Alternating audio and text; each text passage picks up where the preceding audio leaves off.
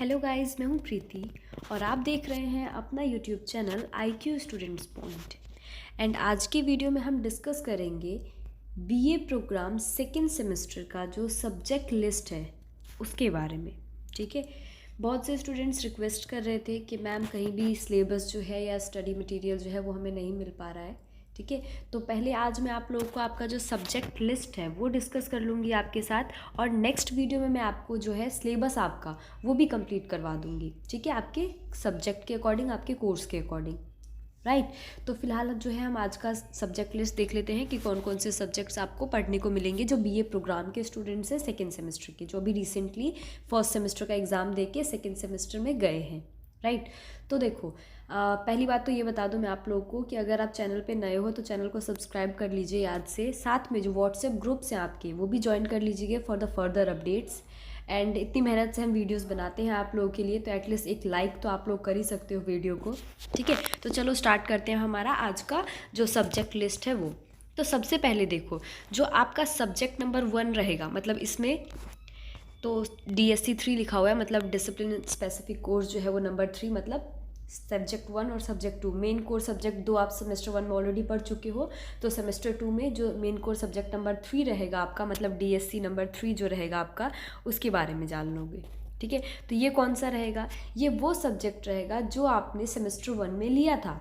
ठीक है, तो DSC 1 जो इस वाले सेमेस्टर का आपका हो गया, मतलब मेन कोड नंबर 1, वो है of for the same discipline as semester 1। तो सेमेस्टर 1 में आपने इन सभी सब्जेक्ट्स में से जो भी सब्जेक्ट सेलेक्ट किया होगा, ठीक है, वो सब्जेक्ट आपका इस बार भी सेम कंटिन्यू रहेगा। कौन कौन से सब्जेक्ट देखो, अगर आपने इकोनॉमिक्स लिया होगा सेमेस्टर 1 में तो इस बार भी आपको इकोनॉमिक्स का सेकेंड पार्ट पढ़ने को मिलेगा। अगर आपने एजुकेशन लिया होगा सेमेस्टर 1 में तो इस बार आपको एजुकेशन पढ़ने को मिलेगा, उसी का सेकेंड पार्ट।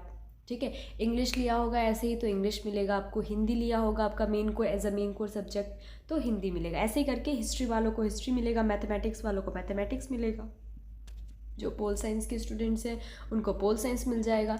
आप मतलब सेमेस्टर 1 में आपने जो भी सब्जेक्ट लिया होगा एज अ माइनर सब्जेक्ट, वही आपको आपके सेकेंड सेमेस्टर में भी कंटिन्यू करना होगा, उसी का सेकेंड पार्ट।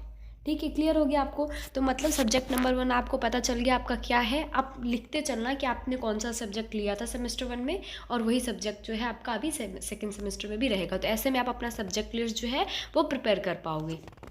ठीक है, सेम अप्लाई होता है आपके मेन कोर्स सब्जेक्ट नंबर 2 की तरफ, मतलब जो आपका DSC नंबर 4 है वो भी ऐसे ही रहेगा। जो मेजर सब्जेक्ट होगा आपका, ये भी वही सब्जेक्ट होगा जो आपने सेमेस्टर 1 में स्टडी किया होगा। ठीक है, सेमेस्टर 1 में आपने जो भी सब्जेक्ट लिया होगा सेम सब्जेक्ट आप उसी का सेकेंड पार्ट जो है इस बार कंटिन्यू करोगे। इकोनॉमिक्स वालों को इकोनॉमिक्स मिलेगा, एजुकेशन को एजुकेशन ही मिलेगा, इंग्लिश को अगर आपने 18th सेंचुरी लिया होगा तो आपको वही मिल जाएगा, मैथमेटिक्स वालों को मैथमेटिक्स मिलेगा। तो सेम सब्जेक्ट जो है आपको कंटिन्यू करना है। बहुत ही ध्यान से मैं आप लोगों को बता रही हूँ, तो आप लोग भी ध्यान से सुनना और ध्यान से जो है नोट डाउन करके रखना, क्योंकि जब आपका सब्जेक्ट सिलेक्शन का टाइम आता है उस टाइम जो है आप लोग गलती कर लेते हो और फिर आप लोग बार बार फिर मैसेजेस करते हो, मैम मैंने ये सब्जेक्ट के बदले ये सब्जेक्ट ले लिया, एक्सेट्रा एक्सेट्रा। तो ध्यान से अपने सब्जेक्ट्स में आपको बता रही हूँ कैसे कैसे आपको लिखने हैं, तो अपने सब्जेक्ट जो है वो अपने एक नोटबुक पे नोट डाउन करते हुए चलना। ठीक है, ये हो गई हमारे 2 सब्जेक्ट की बात। अब आते हैं हमारे जेनरिक इलेक्टिव पे। ठीक है, तो जेनरिक इलेक्टिव आपको जो है इनमें से कोई भी आप ले सकते हो। ठीक है, यहाँ पे देखो नोट में हर जगह पढ़ते चलना। जेनरिक इलेक्टिव में क्या लिखा हुआ है? एनी वन के बाद लिखा हुआ है English fluency same as in semester 1। ठीक है, only for those who did not opt for English in semester 1। अगर आपने इंग्लिश फ्लुएंसी जो है सेमेस्टर 1 में ले लिया था तो यहाँ पे आपको नहीं लेना है। ठीक है, बाकी और सब्जेक्ट्स में ऐसा कुछ नहीं लिखा हुआ है। अगर हिंदी लिया था आपने तो हिंदी, इसमें ऐसा कुछ भी नहीं है कि अगर सेकेंड में लिया था तो भी नहीं ले सकते हो। आप यहाँ पे देख के अपने हिसाब से जो भी आपको इसमें सब्जेक्ट समझ में आता हो जेनरिक इलेक्टिव में। वैसे अगर मैं पर्सनली सजेस्ट करूँगी, जनरली मैं करती नहीं हूँ, बट फिर भी इंग्लिश फ्लुएंसी और जो हिंदी का सब्जेक्ट है ये ज़्यादातर स्टूडेंट सेलेक्ट करते हैं। बाकी संस्कृत और उर्दू ये बहुत ही कम बच्चे लेते हैं, तो आप लोग अपने अकॉर्डिंग देख लीजिएगा। यहाँ पे उसके लिए भी, हिंदी के लिए भी अलग अलग यहाँ पे क्राइटेरियाज दिए हुए हैं। जैसे कि हिंदी क हो गया आपका, हिंदी भाषा और साहित्य क, उसमें है कि ये उन स्टूडेंट्स के लिए है who have studied Hindi up to 12th standard. जिन्होंने 12वीं क्लास तक हिंदी पढ़ा है उनको हिंदी क लेना है। जिन्होंने 10वीं क्लास तक ही हिंदी पढ़ा है उनको हिंदी ख लेना है। जिन्होंने सिर्फ 8th स्टैंडर्ड तक हिंदी पढ़ा है उनको हिंदी ग लेना है। ठीक है, ये चीज़ आप देख लेगा, केवल उन विद्यार्थियों के लिए जिन्होंने सेमेस्टर 1 में हिंदी विकल्प नहीं लिया। ठीक है, अगर आप ऑलरेडी सेमेस्टर 1 में हिंदी पढ़ चुके हैं इनमें से कोई सी भी, तो वो आपको सेकेंड सेमेस्टर में नहीं मिलेगा। ठीक है, क्लियर है आपको। अगर आपने फर्स्ट सेमेस्टर में इंग्लिश लिया था तो इस बार आपको इंग्लिश फ्लुएंसी नहीं लेना है, आपको लेना है हिंदी उसके बदले, या संस्कृत या उर्दू। क्लियर है आपको? ठीक है, चलो जनरल कलेक्टिव भी हो गया हमारा, मतलब 3 सब्जेक्ट्स हमारे क्लियर हो गए। अब हम आते हैं हमारे सब्जेक्ट नंबर 4 पे, मतलब कि AEC पे, एबिलिटी इन्हेंसमेंट कोर्स पे आते हैं। इनमें से कोई भी एक सब्जेक्ट जो है वो आप ले सकते हो, लेकिन उसमें भी जो है अलग अलग यहाँ सब्जेक्ट में अलग अलग क्राइटेरियाज दिए हुए हैं। जैसे कि अगर हम बात करें हमारे AEC सब्जेक्ट नंबर 1 की, SMEs की, तो इसमें क्या है, अगर ये सब्जेक्ट जो है आपने 8th स्टैंडर्ड या फिर उससे आगे इसकी स्टडी करी है, तभी आप जो है ये सब्जेक्ट ले सकते हो। AEC 1 है हमारा translation and interpretation in SMEs। ठीक है, उसके बाद अगर हम बात करेंगे AEC नंबर 2 की, सब्जेक्ट नंबर 2 की इसमें ही, तो आपका है इसमें बेसिक SMEs। ये उन स्टूडेंट्स के लिए है, for students who have not studied the language, जिन्होंने ये लैंग्वेज जो है, ये SMEs एक लैंग्वेज है, जिन्होंने इसके बारे में कभी नहीं पढ़ा, वो AEC नंबर 2 ले सकते हैं। ठीक है, मतलब AEC B ले सकते हैं ये वाला सब्जेक्ट। उसके बाद सब्जेक्ट नंबर 3 है आपका बंगाली।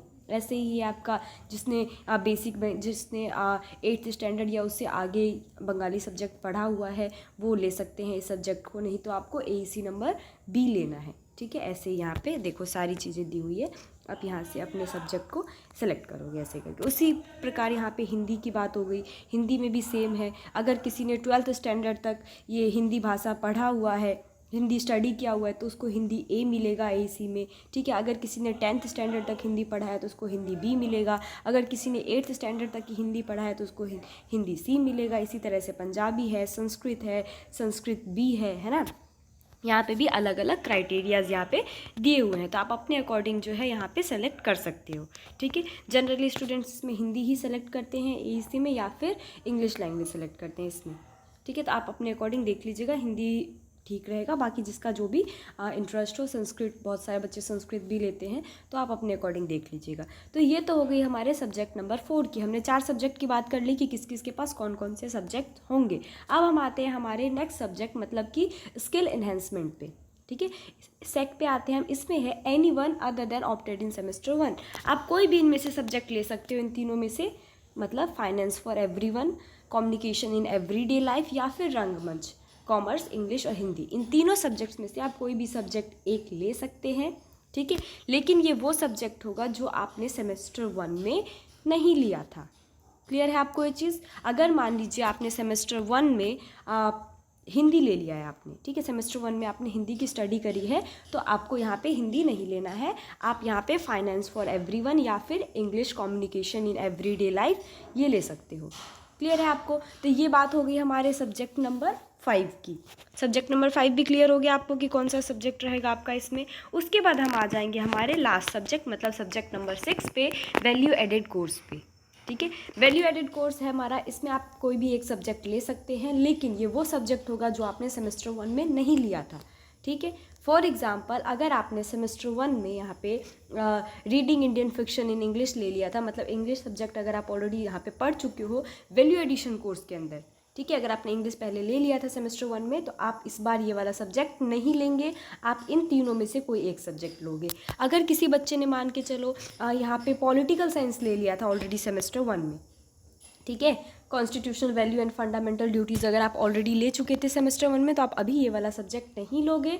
आप इंग्लिश, हिंदी और संस्कृत इन तीनों में से कोई भी एक सब्जेक्ट जो है ले सकते हो। क्लियर है आपको? तो ये हो गए हमारे टोटल 6 सब्जेक्ट्स जो कि मैंने आपको बता दिए।